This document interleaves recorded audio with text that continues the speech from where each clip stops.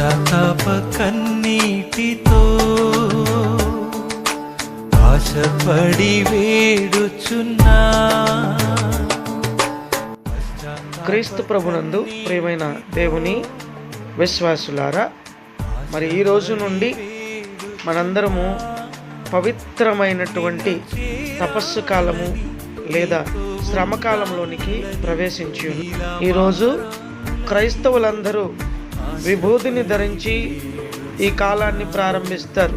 అంటే దేవుడు మనకి గుర్తు చేస్తూ ఉన్నాడు, అయ్యా అమ్మా నీవు మట్టి నుంచి వచ్చావు, మరలా తిరిగి మట్టిలోనికే వెళ్ళిపోతావు అని దీని అర్థము.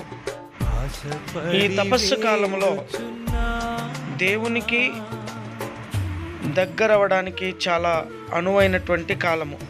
అందుచేత ఈ మొదటి రోజు నుండి మనం దేవునితో సఖ్యత సంస్కారం కలిగి మన పాపములను దేవుని ఎదుట ఒప్పుకొని మన జీవనాన్ని సాగిద్దాం. బప్తిస్మ యోహాను గారు సువార్తను ప్రకటించినప్పుడు చెప్పినటువంటి మాటను మనం గుర్తు చేసుకుందాం.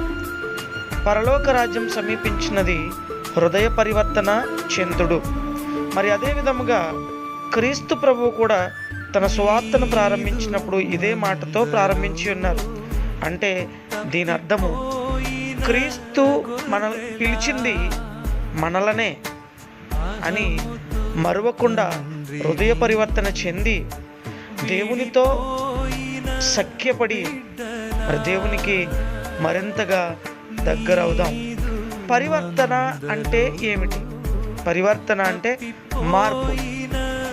ఈ మార్పు అనగా మొదటగా మనము చేసిన తప్పులను దేవుడికి సమర్పించుకొని సఖ్యపడాలి. ఈ సఖ్యపడడం అనగా అంటే మన సాటి వారితో మనం సఖ్యపడినట్లయితే మనం దేవునితో సఖ్యపడినట్లే.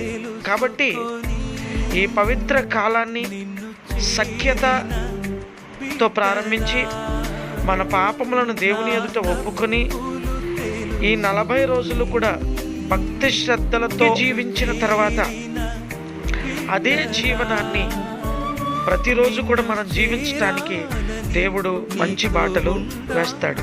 కావున దేవుని వద్దకు అందరము తిరిగి మరలి హృదయ పరివర్తన చెందడానికి ప్రయత్నం చేసి దేవునికి మరింతగా దగ్గరవుదాం. ఆత్మ పరిశీలన.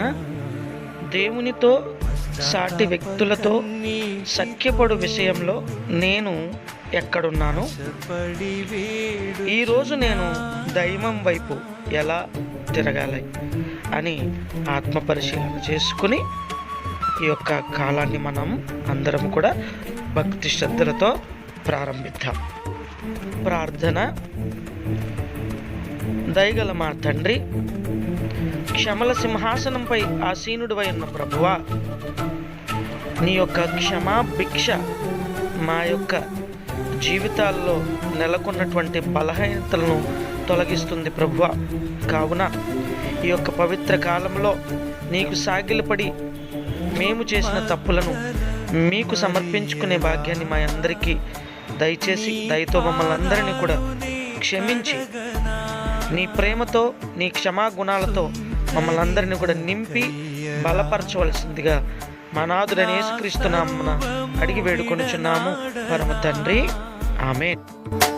మగ్దల మరియలా నీ పాదాలు నే కడగనా,